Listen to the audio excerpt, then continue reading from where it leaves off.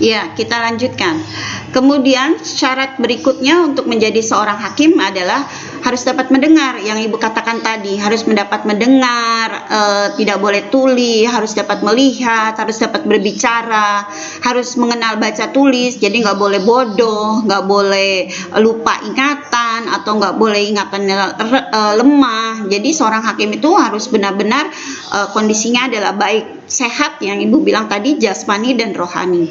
Itu. Berikutnya, hakim menurut pandangan Islam. Sekarang boleh nggak hakim itu memutuskan sesuatu asal-asalan? Dia nggak tahu hukumnya, kemudian dia putuskan. Boleh nggak? Nah, di dalam Islam ada 3 hakim. Nanti kalian baca bahasa Arabnya. Wa quddatus salasa qadin fil jannah wa qadiyani finnar. Ada 3 macam hakim di dalam Islam. Yang satu akan masuk surga, yang 2 akan masuk neraka. Siapa yang akan masuk surga? Seorang hakim yang memutuskan dengan kebenaran. Dia tahu kebenaran, kemudian dia putuskan dengan kebenaran. Nah, itu yang akan masuk surga. Dia tahu hukumnya, dia tahu harus yang dia putuskan seperti apa, karena dia sudah membaca, karena dia sudah mencari, sudah beristihad, maka dia putuskan sesuai dengan apa yang sudah ada di dalam Al-Quran dan As-Sunnah, ketentuannya. Dia putuskan dengan benar. Nah, itu akan masuk surga. Tetapi kalau hakim yang sudah tahu kebenarannya, oh orang itu salah, tetapi dia putuskan jadi benar orang itu, maka itu akan masuk neraka. Jadi sudah tahu kebenarannya tapi tidak memutuskan dengan kebenaran, itu akan masuk neraka. Kemudian yang ketiga, hakim yang tidak tahu kebenarannya. Ketika ada perkara, dia tidak tahu nih orang ini salah apa enggak ya, dia nggak mau mencari, dia nggak mau beristihad, atau dia nggak tahu hukumnya, tahu-tahu dia main putuskan saja dengan ketidaktahuan dia. Nah, itu akan masuk neraka juga.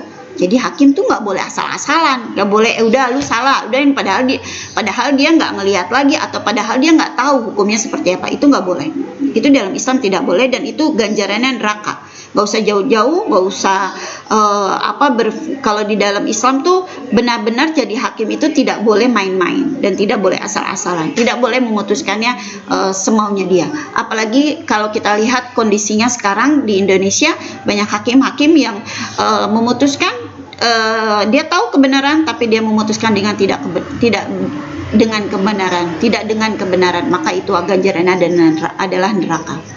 Kemudian tata cara menentukan hukum. Yang pertama ini orang yang merasa menjadi korban itu biasanya menyampaikan tuduhannya sampai selesai. Kemudian tertuduh mendengarkan dan memperhatikan dengan seksama. Berikutnya, tertuduh boleh menyampaikan pembelaannya atau menyampaikan apa yang dia rasakan.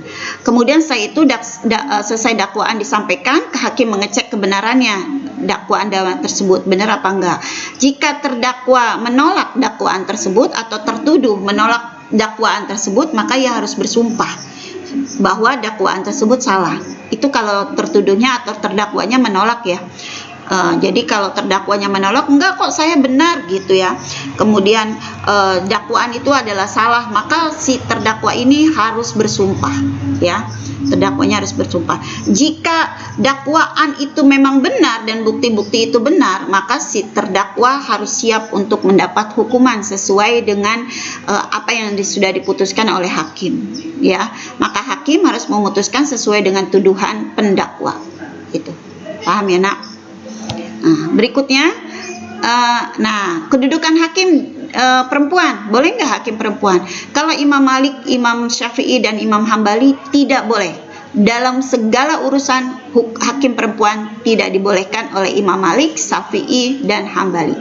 Ya, alasannya perempuan itu lemah, perempuan itu selalu main perasaan, makanya tidak dibolehkan Imam Malik, Syafi'i, dan Hambali dengan segala urusan. Jadi tidak dibolehkan. Nah, kemudian oleh Imam Hanafi boleh nggak? Imam Hanafi dibolehkan, tapi semua perkara boleh hakimnya perempuan, dengan catatan tidak untuk perkara had atau kriminal atau pidana, tidak untuk perkara kisos. Nah, jadi tidak untuk perkara yang jinayat ya. Itu menurut Imam Hanafi. Boleh, jadi hakim perempuan dibolehkan menyelesaikan masalah segala urusan kecuali jinayat, kecuali hukum pidana ya yang berkaitan dengan had dan kisos. Kalau Ibnu Jarir At-Tabari dibolehkan, semuanya dibolehkan, perempuan memutuskan perkara segala rupa. Jadi had juga boleh, kisos boleh, jinayat juga boleh, itu boleh. Seperti apa yang dilakukan hakim pria. Jadi dibolehkan perempuan jadi hakim oleh Ibnu Jarir At-Tabari.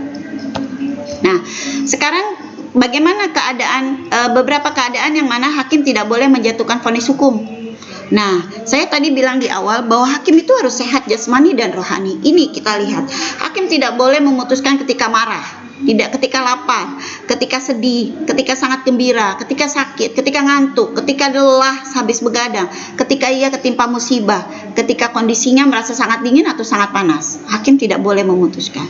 Jadi hakim itu betul-betul harus fit, harus dalam kondisi prima, lahir dan batin. Nggak boleh dalam kondisi sakit. Bahkan ada beberapa ulama yang mengatakan ketika bersin pun hakim nggak boleh memutuskan, karena ketika bersin khawatir salah ngomong, jadi keputusannya jadi salah gitu. Jadi tidak dibolehkan.